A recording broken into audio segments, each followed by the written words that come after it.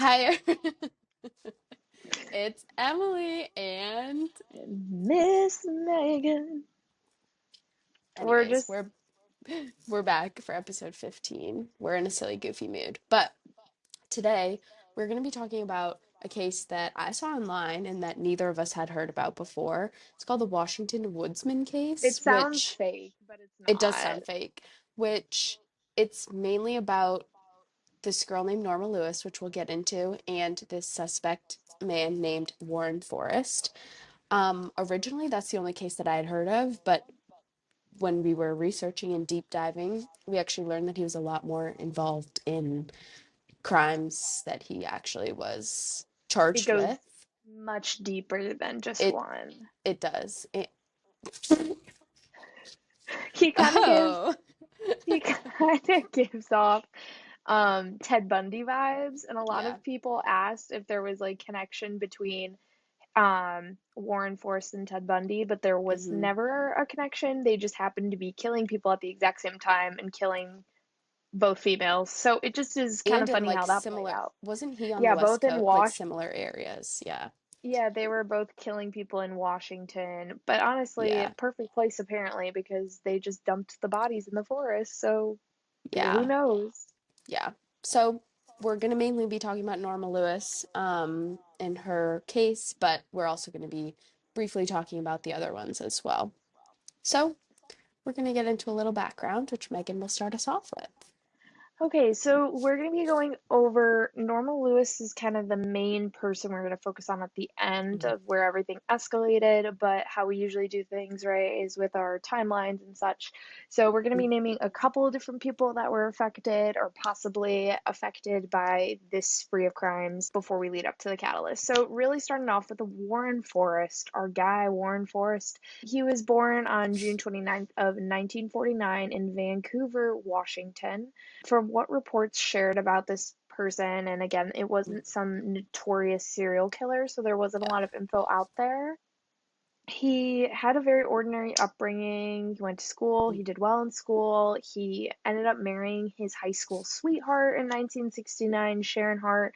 He was a military veteran. He went into the Vietnam War, came back, and that's kind of where he started working for the Clark County Parks Department. And pretty much what he did in that role is learned a lot about the remote parts of the forest, like the parks, understanding them. Secluded areas was a big part of that, and protected hmm areas. So a lot of individuals kind of believe that there's a big reason as to why he got this job and how he learned more and how he committed so many of these crimes. But so he Warren Forrest committed crimes between July through October of 1974, but once investigators started to go back on some of their cold cases that were in the same area, they believe that it started around 1971.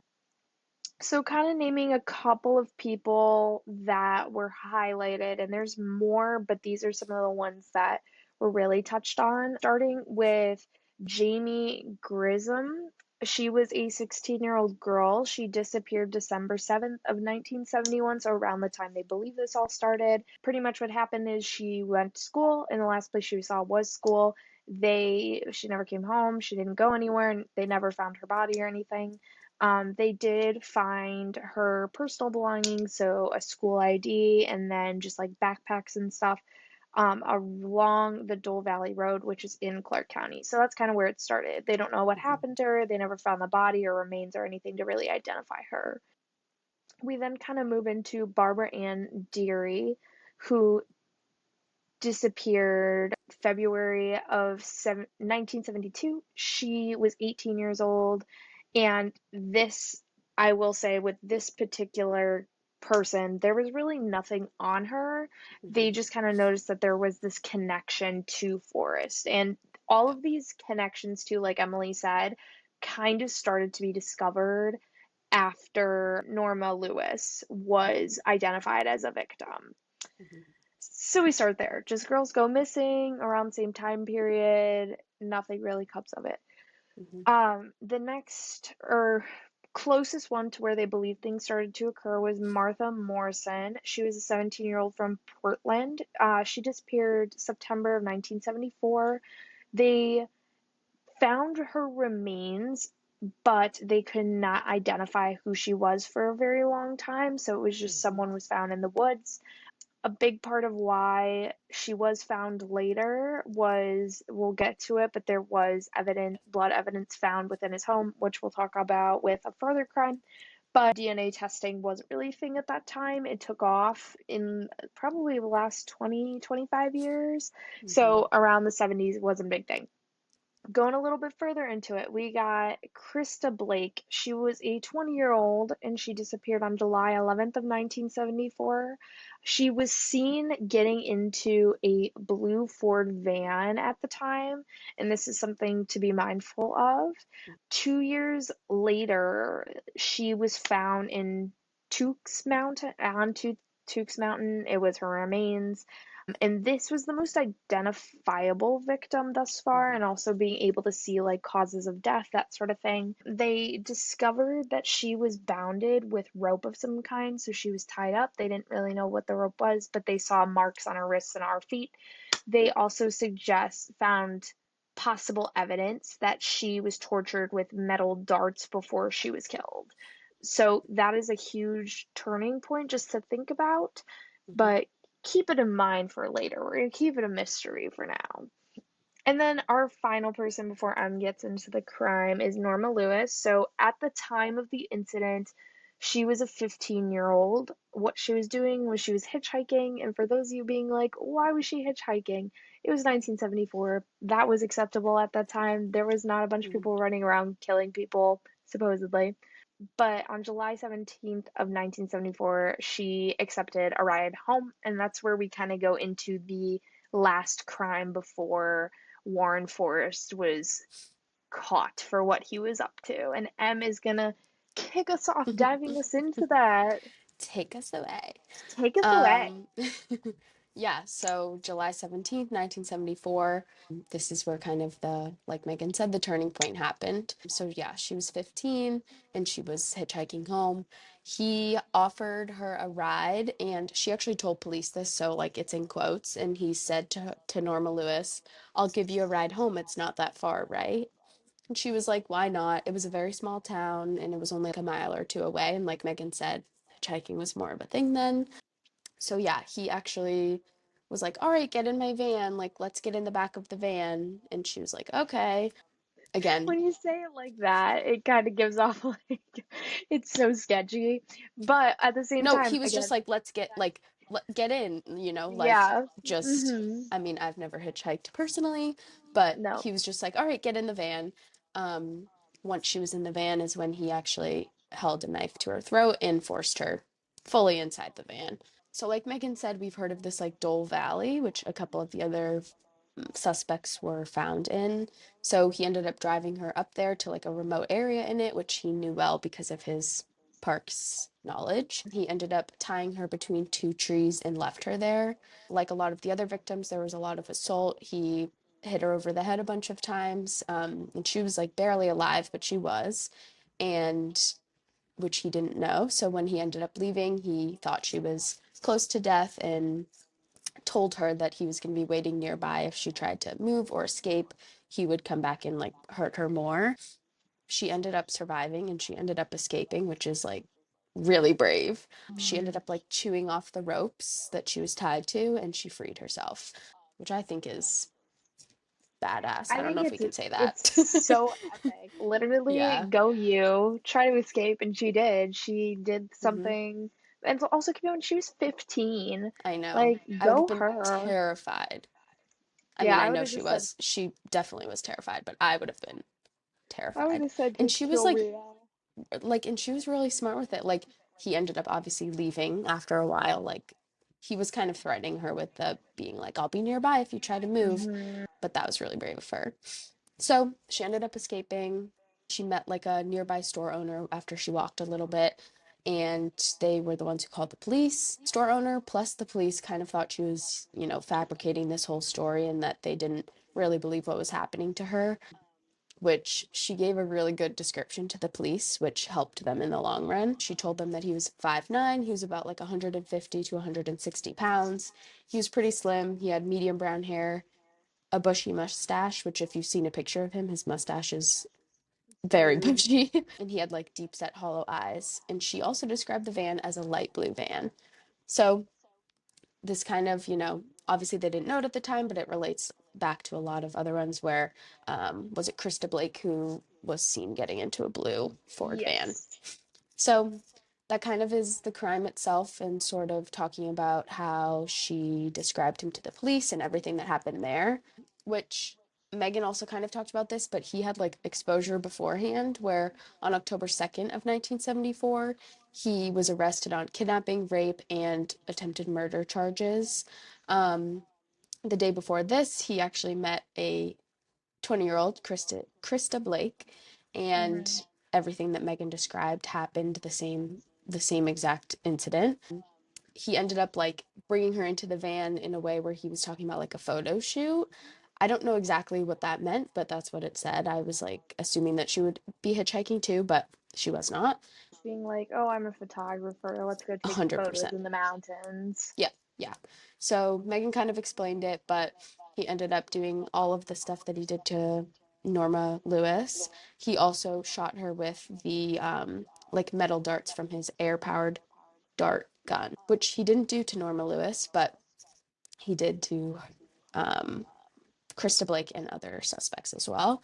So again, he did all of that, drove her to the, same place, Tukes Mountain in Washington, and he ended up doing about the same exact thing that he did to oh my gosh, there's so many names. Norma Lewis.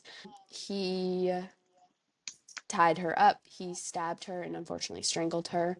This same kind of description was found where it was like she was seen in this blue van that also was talked about before, same kind of idea, same MO, all of that. The police started to assume that this was likely somebody who worked in the public parks just because of how like well he knew the area, how well he knew the trails, all of that. He also, I believe it was Norma Lewis who told police that he, like, when they drove into the park, he was like saying hi to everybody. Like, he clearly had connections there, people who knew him, he knew people. So that's what kind of why police assumed that this suspect was someone who worked in these parks and knew the area. Well, I think what's also crazy is like Mm-hmm. he had kids of his own and Yeah. he was just a normal guy. Yeah. And on top of that, this was such a small, tight-knit community where Mm-hmm. everybody kind of knew everybody, and he killed a decent amount of people Right. and got away with it for a couple of years, which Yeah. makes it even more just Yeah, it is. And it really was to begin with when we just knew about Norma Lewis's case. But then when you're like reading more and there are like the exact same thing to Krista Blake, like a hmm. lot of the similar things to all of the other women, girls. So it is like it's scary. And you're right when you said before that like he knew a lot about the forest roads, like all of the like secluded areas, all of the Yeah. everything, which is like it's so Yeah. scary. Well, even those mountains and stuff, that's a Hmm. big reason why Ted Bundy got away with it for so long Hmm. because a lot of his victims were never able to be identified or found because it's massive forests where people aren't going to go trudging through them to find people. Like it just isn't a Right. thing. It's not like I could walk on a path and go find somebody. So then when you get to this, it makes sense where, oh, okay, like if you know an area, you can figure it out. Yeah, because like I'm not when I'm going like hiking or walking on a trail, like I'm not going to like explore the outer parts of the trail. Like No. I'm staying on the trail. So someone who like knows the area and knows all of that like secluded like secret spots or whatever that nobody Yeah, goes to, like why would anyone find them? for Um, sure. so yeah, kind of like after this arrest was publicized and he was found and all of like the information was the same. They identified him as the same suspect and person who assaulted and tried to kill Norma Lewis also because of all of the similar details. Mhm. So that is kind of crazy that it did honestly like took so many of these people, like sadly, all of these victims to find this guy. Mhm. Sad. Well, with that being said, right, we we're gonna there's a little more positivity Yeah. before we get into our dreary sadness, how we end every episode. Of So we're course. gonna talk a little bit about the trials and some of the stuff we've already reviewed, but Hmm. to kind of make it a little bit more specific. First and foremost, kind of getting into the trial is Krista Blake. This Hmm. began in 1979, about 5 years after he had been caught.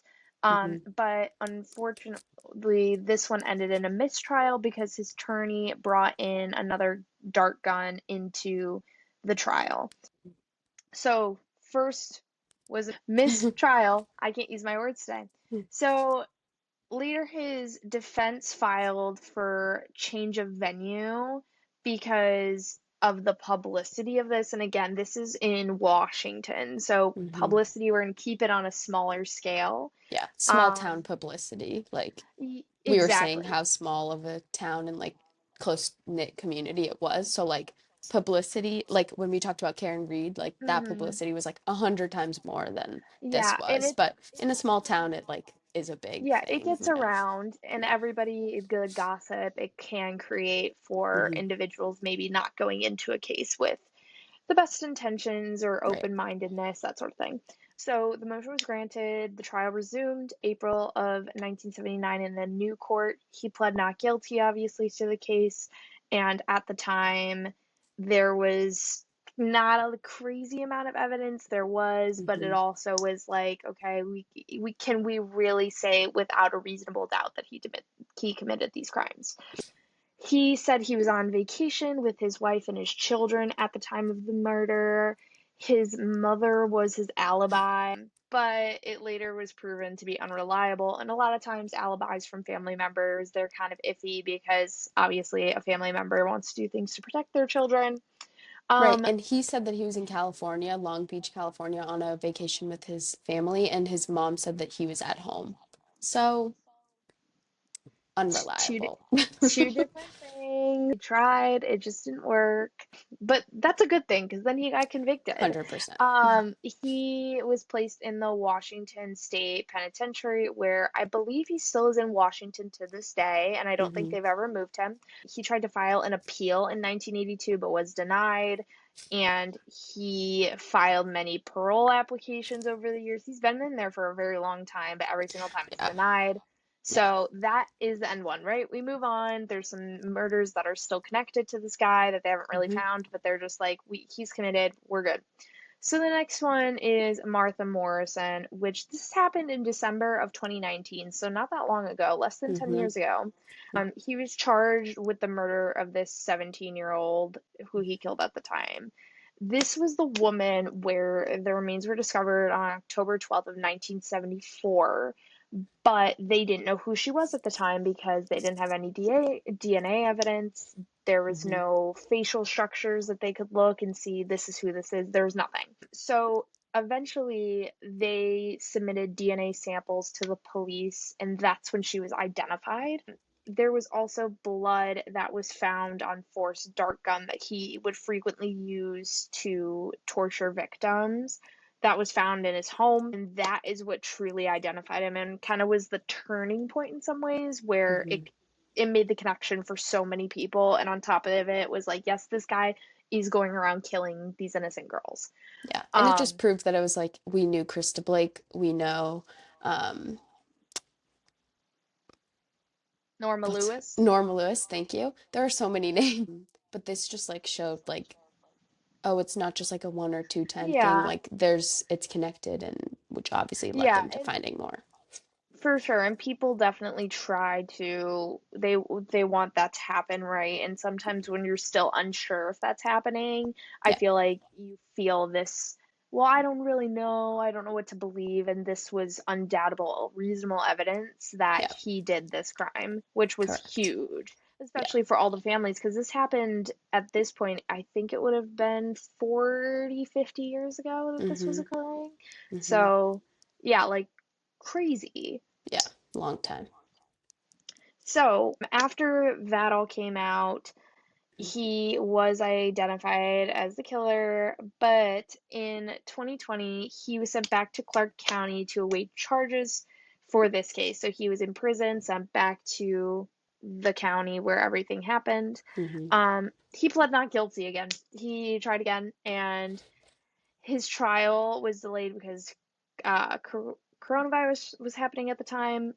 But then in the last 2 years, that was 3 years ago, 3 years ago, Mm-hmm. on February 1st of 2023, he was found guilty and received another life sentence. So either way, he wouldn't have Mm-hmm. gotten out, but now he has two life sentences Yep. added for both of the crimes. Yep. So this was huge, huge, huge win. Mm-hmm. I think it's crazy that he got away with it for so long.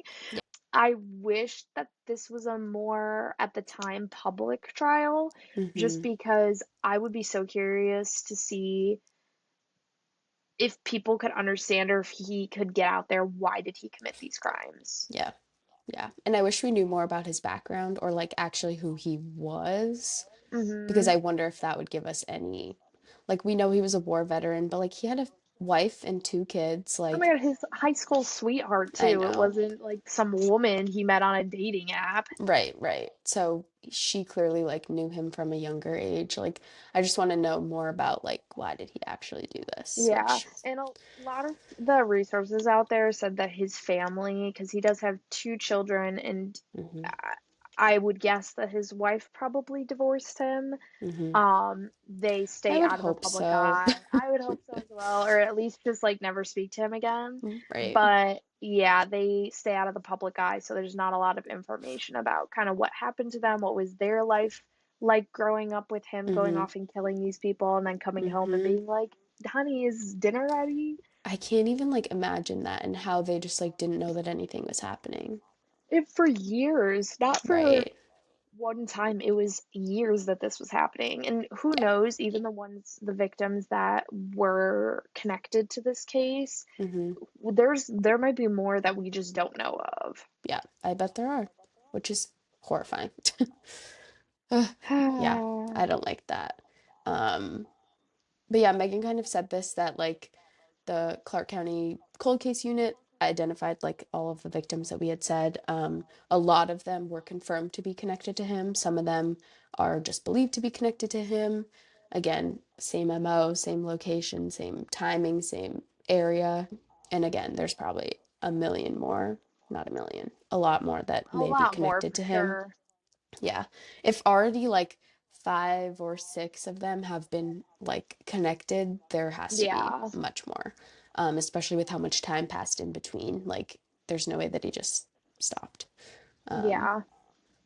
so yeah, that's kind of like a brief synopsis of everything that happened. We clearly couldn't get into all the details, and this really wasn't a very well-known case. There was not a lot of information about it, so we did the But best we could. we've done a lot of well-known cases lately. Mm-hmm. Hopefully this Yeah. expands your mind. Also, this was Mm-hmm. one that was happening around the same time as Ted Bundy, so I feel like Mm-hmm. it's a great one for all of you to explore since we've already talked about Ted Bundy. Exactly. Yeah. So this was fun to do one that was like not really well known. But we're gonna end on our in our favorite way, which where we have our frequently asked From questions. I can't speak either. frequently asked questions, our Yay. favorite segment of the We love it. day. Yay. So yeah, we'll start again. A lot of these we have talked about already, but we're gonna circle back. Who was this man? We talked about who he was, but he was a former Clark County Park employee. He abducted teenage girls and unfortunately murdered them in the wilderness of remote Washington. Scary. Again, how many victims were there? He was convicted of two. There are a lot more that we talked about that, well, Norma Lewis thankfully survived, but he was convicted of two murders and is suspected of several others. Mhm. Some that we mentioned, some more, but there were a lot of people who vanished in that area during the 70s and probably beyond, which we assume was him. Another question that was like, are they still figuring out more that he's involved in? It's kind of hard to do that now because it was so long ago. So they're not like really continuing any like active investigation. But if any do come up, they've been trying to link it back to him and like have kept attention on the victims and their families, like, which I think is really cool because a lot of them don't do that. But it talked Mhm. a lot about how they like have kept in touch with some families and like tried to give him closure, which I think is pretty cool. And I feel like that kind of adds up to the like small town For sure. like That community. homey town feel. Yeah. Yes. So a lot of people ask, was there a pattern of any kind? Why is he just going and killing random girls? There's no known necessarily did he say this is why I'm killing teenage girls because he Yeah. committed or he said that he was not guilty. He never confessed to anything really, but the pattern was there were between the ages of 14 to 20. Usually they're alone Mm, and hitchhiking. Most of them disappeared in the Clark County, Washington area or the vicinity. And the way that they were killed or taken was that blue van, usually a dark gun was involved, and then a lot of them were binded. So mhm. we don't know the exact reason as to why or why the pattern was this particular way. It could have been honestly a fascination for where Ted Bundy and what he was up to. If Yeah. you really think about it, who knows?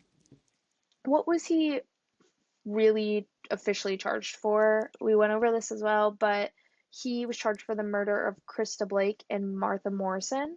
Hmm. He received 2 life sentences. The rest they believe that he was connected to, but they don't have enough evidence to charge him for that. He is also a 70-year-old man who's been incarcerated in Washington for the last 50-ish years. Yeah. Um, so they're kind of taking the win, and if anything happens to come up, you never know, they might Hmm. do another court case. But right now, he is suffering 2 life sentences after killing 2 people. And a lot of people also wondered what happened to Norma Lewis, our queen, Hmm. our Hmm. badass woman. Yes. She ended up testifying for both of the cases, describing her experience, what had happened Mhm. to her, his demeanor, all those things, which good for her too, because the police originally didn't believe her. Yep. And she still lives a And all quiet of her life. descriptions of him were like perfect. The They were van, perfect. his look, his everything. So go Yeah, Norma they were Lewis. perfect. And on top of that, she stays out of the the spotlight. She's not Hmm. really involved in all these advocacy organizations, but she does continue to try to advocate for these particular murders to get him Hmm. charged for it and to continue Hmm. to search for evidence to help them identify that he was the one who killed these women, which I think is really cool and again adds to Hmm. that small town feel Yeah, for sure. that is for sure present within this town. Yeah, and she like has been on a couple like news outlets and that type of thing, and I don't Mm-hmm. know, I feel like I would have such PTSD, but like she is so brave for like testifying and like talking about her experience to hopefully help other people slash like more people who Yeah. unfortunately were killed, cold cases connected to him, connected to other people like this. So Yeah. we love you, Norma Lewis. We love Norma. Norma, if you hear this, we love you. Feel free Yes. to leave a comment in our section and say hashtag Norma's listening. Yes, yeah, Because we love you, Norma. we do. We do. If only we had a picture we could put right here. I know. But Oh, yeah. Well, this one was like really interesting because we both had never heard of it before. So we yeah, appreciate you guys listening and learning a new case with us. And yeah, if you have any suggestions on other ones we should do, again, leave them below. And yeah, we're you let our podcast is a teenager. it is a teenager. I'm so proud Aww. of it. I'm so proud of it. We're almost to episode 20. And of course, when we get to that point, we're going to have to do a celebration. But We yes, absolutely again, will. we will be back next week for a fun, cool, epic crime. Ooh. And ooh, and Ooh. appreciate y'all listening, leaving comments, all that fun stuff. Yes, we love you guys. Thanks We for love watching you. and listening. Goodbye.